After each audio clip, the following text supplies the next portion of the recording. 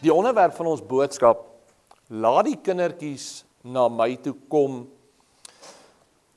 is 'n geweldige implikasie. Want wie is die weerloosste onder ons? Wie is hulle wat die meeste magteloos is en blootgestel, dan is dit die kindertjies.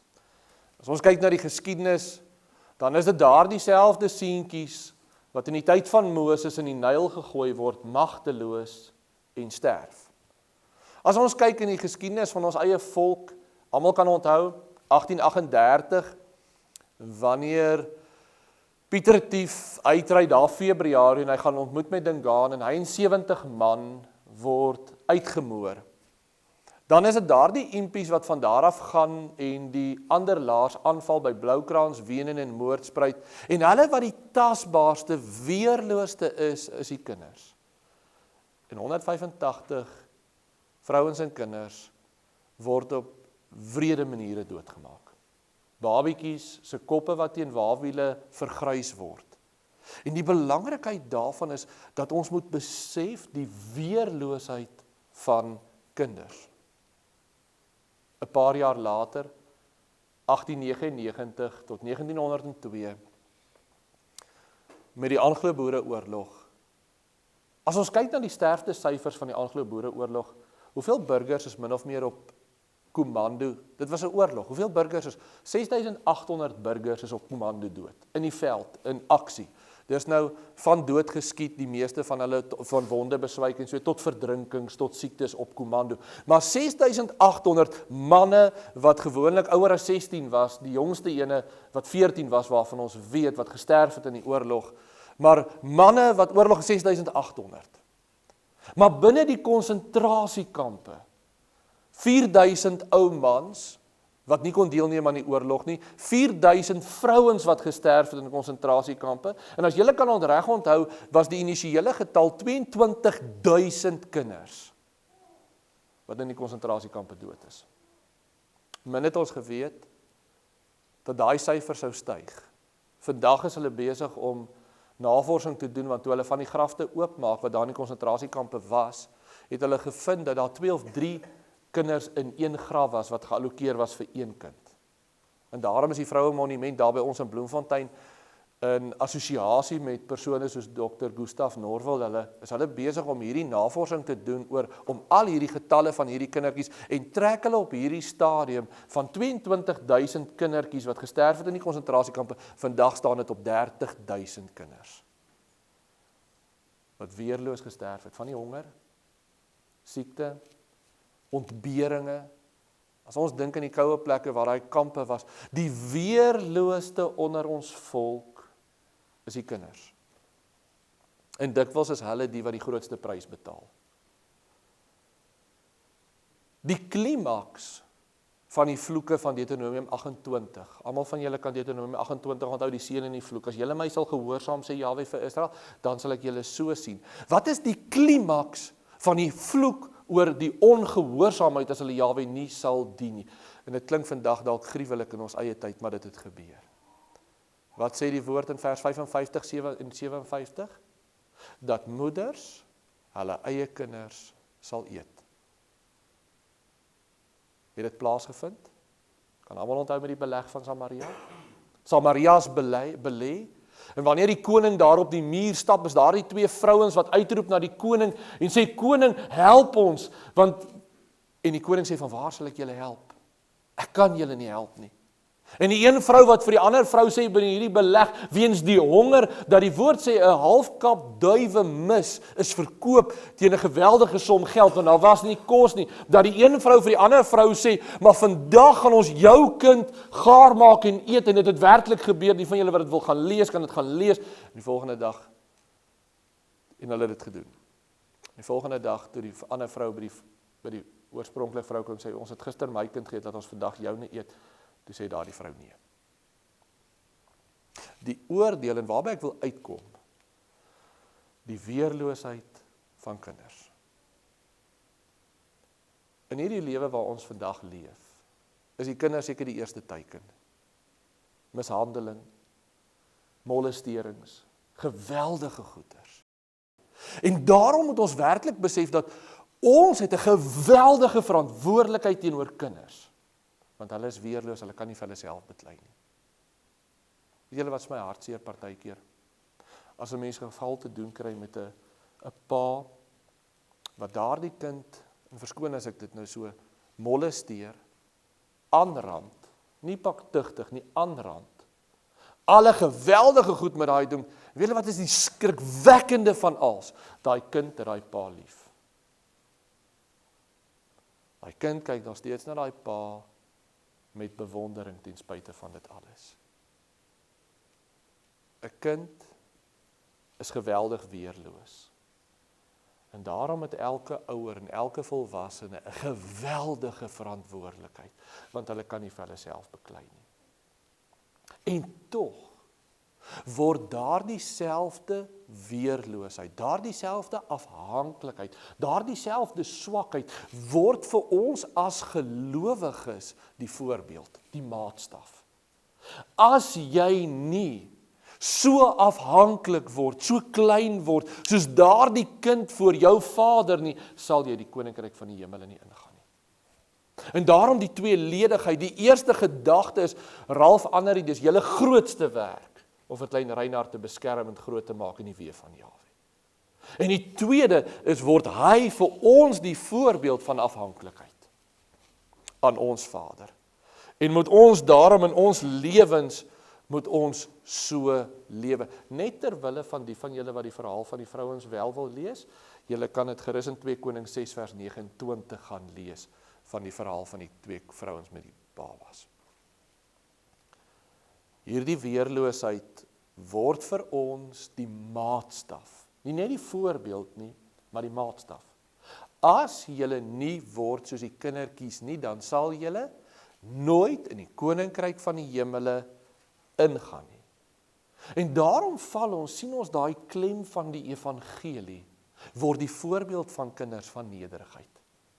En ek wil vanmôre by elkeen van ons dit herinner, daai nederigheid, daai afhanklikheid, wanneer klein Reinhard so in die arms van sy pa en sy ma lê, kan hy niks vir homself doen, hy is totaal afhanklik. Die ironie is, ons besef dit nie, ons dink ons is onafhanklik, ons dink ons is sterk, ons dink ons is kragtig. Wat sal gebeur as Jahwe op hierdie oomblik sy genade van ons onttrek? Net vir prakties, wat maak dat hierdie pragtige preekstoel so bly staan? Jahwe se reëls. Jahwe se reëls van molekulêre samestelling, wat saamvoeg, wat saambind in 'n sekere vorm, en daardie vorm behou. As Jahwe sy natuurreëls, wat ons nou ken as natuurreëls, van aantrekkingskrag genoem, alles wat as hy daai reëls van hom vir 'n oomblik onttrek van alles wat rondom ons is, as hy die oomblik sy genade van ons onttrek, wat bly oor van ons? Niks. Maar die mens besef dit nie.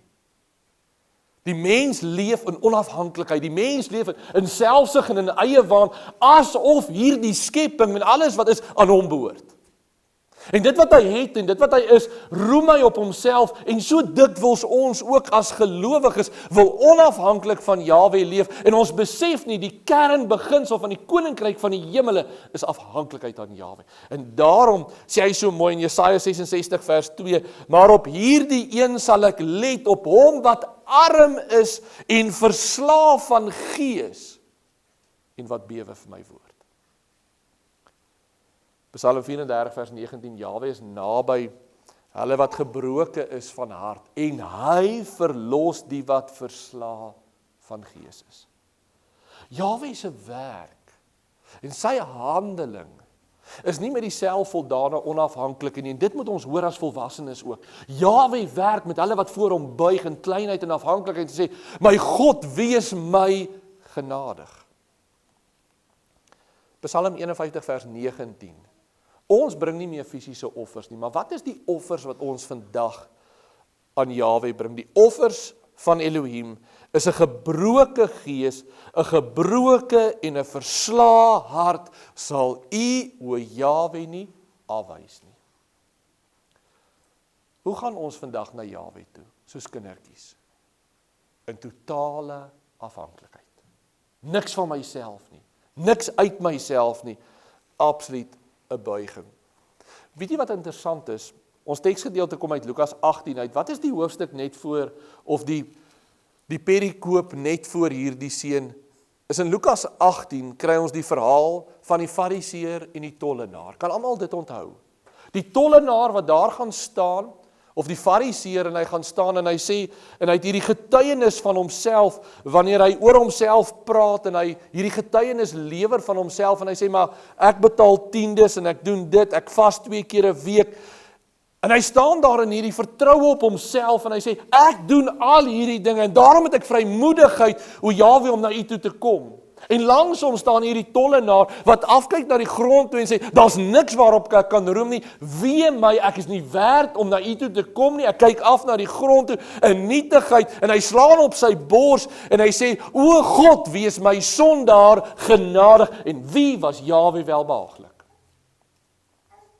Daar die tollenaar. Want die tollenaar het 'n gebroke hart gehad, en hy het besef, dis nie uit homself uit nie. Die verhaal net na die perikoop wat ons hanteer het, is die verhaal van die ryk jong man. En daar die ryk jong man wat daar voor Yeshua gaan staan en sê, meester, wat moet ek doen om die ewige lewe te beerwe? En Yeshua sê vir hom, jy moet die wet van Jahwe moet jy onderhou. En hy staan daar en hy sê, maar al hierdie dinge doen ek reeds. Die hele wet is ek gehoorsaam, ek doen dit. En Yeshua sê vir hom een ding, as jy dit doen, gaan weg en gaan verkoop al jou goederes, los dit alles en volg my. Net vir die konteks, het die apostels dit gedoen? Ja. Jakobus, Petrus, die apostels by wie Yeshua gekom het, kan almal onthou, hy kom daar by hulle waar hulle besig om hulle nette reg te maak en hy sê, volg my, en gaan agter hom aan. Hulle gee alles prys, en so 'n mate dat Yeshua sê, elkeen wat agter my aan wil kom, hy moet sy vloekpaal opneem, want ek die seun van die mens, het nie 'n plek om my hoof neer te lê nie. Ek het nie 'n plek waar ek kan 'n huis vir myself nie. Dis letterlik, Jahwe voorsien het elke dag vir my. En wanneer hierdie ryk jong man hierdie woorde hoor, gaan verkoop al jou goed, dan sê die woord en hy het hartseer geword en hy het weggegaan, want hy het baie besittings gehad. En ek wil daarmee binne die konteks waarmee ons besig is, laat die kindertjies na my toe kom. Wil ek dit baie duidelik maak, jy kan nie op jouself vertrou, soos daardie fariseer nie. Jy kan nie met iets van jouself, ek kan met niks van onsself na Jahwe toe gaan en sê, Vader, hier is ek, dis wat ek gedoen het, ek het iets goeds gedoen. En dieselfde asem, is daar niks in my lewe wat vir my te belangrik moet wees, om dit nie voor Jahwe neer te lê, soos daardie ryk jong man nie. En die kernbeginsel is, dat ons regtig soos kindertjies na Jahwe toe sal gaan. En ek wil dit vra vanmôre. Is ons ingesteldheid om soos kindertjies Jahwe te volg? Of het ons vereistes? Dink ons doen dit deur onsself. Lukas 18 vers 17, ek sê vir julle, as julle die koninkryk van Elohim nie soos kindertjies ontvang nie, sal julle nooit daarin gaan nie. En ek wil begin saamvat. Wanneer ons praat oor kindertjies, is dit so belangrik dat ons, juis omdat hulle weerloos en swak is, moeite sal doen om hulle groot te maak in die weë van Jahwe. Maas en paas, Ralf, julle grootste verantwoordelikheid naas jou verhouding met Jahwe en ons verhouding is ons kinders. En daarom kan die woord sê, jy moet dit jou kinders inskerp, die wil en die wet van Jahwe. Die woord van Jahwe. Jy moet dit jou kinders inskerp as jy daaroor spreek en hoor baie mooi. As jy in jou huis sit, as jy op die pad gaan, en ek wil op mooi manier sê, sit partykeer bietjie af al die musieke en die popmusieke en al die goeters en wys vir die kinders die skepping van Jahwe. Wanneer ons so voorreg het om hier in die natuur te wees, om te kan praat en te kan sê, kyk hoe pragtig is, kyk hoe wonderlik is Jahwe se natuur, in die oggend wakker te word, vanmôre vroeg daar by ons die neushoringvoëls wat daar by die huisie was, die pragt daarvan, ons kyk dit verby, ons kyk dit mis en ons wys nie vir ons kinders nie. As jy op die pad gaan, as jy gaan lê of as jy opstaan, jou hele lewe het een belangrike doel, om ons kinders te leer die wil van Jahwe. Ralf, dis julle werk. Deuteronomium 6 vers 7, Prediker 22 vers 6, oefen die seun volgens die eis van sy weg, dan sal hy, as hy oud word, daarvan nie afwyk nie. Oefen die kinders van jongs af, oefen. Want hoe meer ons dit oefen, hoe meer is hulle gefestig daarin. Ek kan onthou, in my eie huis ons die voorreg gehad, my pa het vroeg altyd gery, so 6 uur het hy gery, en dan so 7 uur voor ons in skool toe is, dat my ma gou met ons stilte tyd gehou, en ek kan onthou, ons het so 'n groep vriende gehad, wat so af in die straat, daai tyd was alles nog oop en gemaklik, so die vriende kom so af in die straat, so word die bondel al hoe groter, dan kom die bondel eers in, dan hou ons, partykeer het ons nie klaar stilte tyd gehou nie, ek het 'n tweelingbroer gehad, of het 'n tweelingbroer, en ons mag nie uit daai huis uit gegaan het as daar nie stilte tyd. Daai ouens moes kom sit, ons het stilte tyd gehou saam met almal, en dan kon ons weer verder skool toe gaan. Maar daai beginsel was vasgelê van jongs af, dat die belangrikste ding is, nie die maats nie, nie op betyds by die skool te wees nie, julle kan laat wees by die skool, maar daar's 'n verantwoordelikheid eers aan Jahwe. Ralf, oefen die kind, terwyl hy jonk is daarin. Efesiërs 6 vers 4, vaders, voed julle kinders op, in die tug en die vermaning van Jahwe. Ek wil begin saamvat met hierdie mooi verhaaltjie van die pa en die seun wat gaan visvang het. Ek weet nou nie watter paas, ek moet nou bieg, ek is nie 'n visserman nie. Maar ek weet nie watter paas is vissermanne en wat moeite doen met hulle kinders om te gaan visvang nie. Ek dink dis iets mooi. Die pa en die seun het gaan visvang, dalk het jy die verhaal gehoor, is eintlik pragtig. Pa en die seun het gaan visvang. In die hele dag het daar nou nie vis gebyt nie. En die aand skryf die pa in sy dagboek, 'n dag gemors. Ons het gaan visvang, 'n dag gemors, niks het gebyt nie. En die seun het in sy dagboek gaan skryf, die beste dag van my lewe, ek en my pa het gaan visvang. Tyd is die kosbaarste ding wat ons vir kinders kan gee. En ek weet dis op 'n stadium raak dit moeilik. Dis nog lekker Ralf, wanneer hulle die grond waarop jy loop aanbid. Dis 'n voorreg. Maar spandeer daai tyd. Moenie maak soos daardie apostels, daardie disippels wat vir die maas gesê het, maar hou die kindertjies weg van die meester af nie. Dis juis maak tyd vir die kinders om by Yeshua uit te kom. En ek wil daarmee afsluit en ek wil sê, die eerste gedagte, die kinders is die weerlooste. En hulle betaal die grootste prys wanneer daar goddeloosheid en hardkoppigheid is. Maar vir 'n kind wat groot word in 'n gelowige huis om Jahwe te ken, is dit die grootste seën. Is dit die kosbaarste voorreg.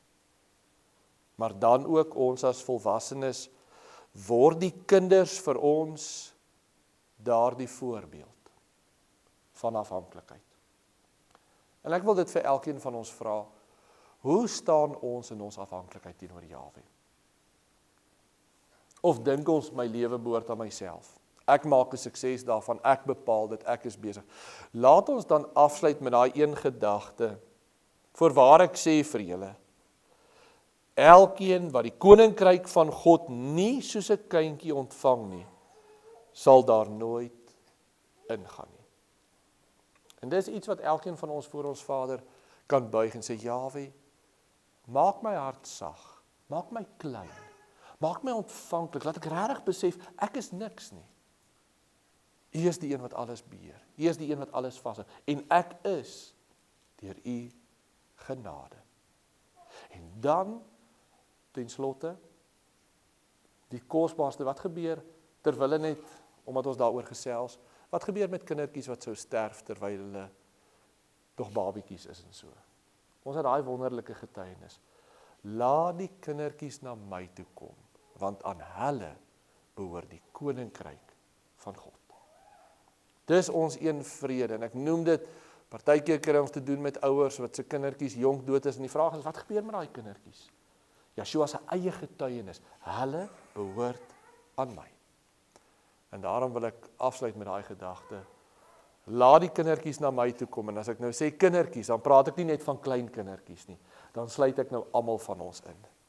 Laat hulle wat afhanklik is, wat klein is, wat nederig, wat gebroken, wat niks is nie, laat hulle na my toe kom. Kom ons staan en bid ons saam.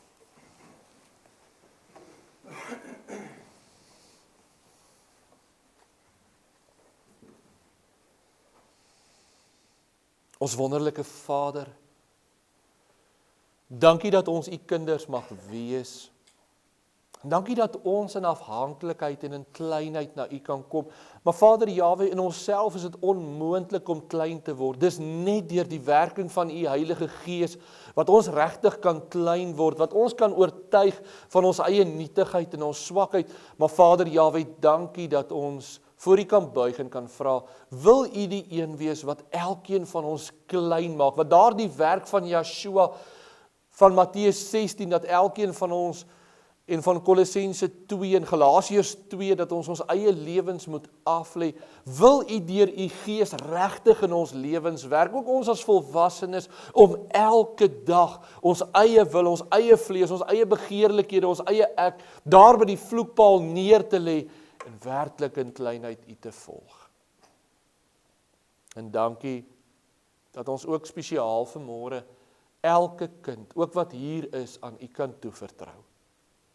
En kan vra, Vader Jahwe, help ons om hulle groot te maak, om u te ken, om u lief te hê, dat ons daardie voorbeeld sal wees, want daardie geweldige oordeel, wee hulle, wat een van hierdie kindertjies laat struikel. Vader Jahwe, help ons om getrou te wees in ons roeping, en word u verheerlik in ons lewens. In Yeshua se naam bid ons dit. Amen. Kom ons ontvang die seën van ons Vader. Jahwe sal ons seën en ons behoed. Jahwe sal sy aangesig oor ons laat skyn en ons genadig wees. Jahwe sal sy aangesig oor ons verhef en aan ons sy vrede gee. Amen.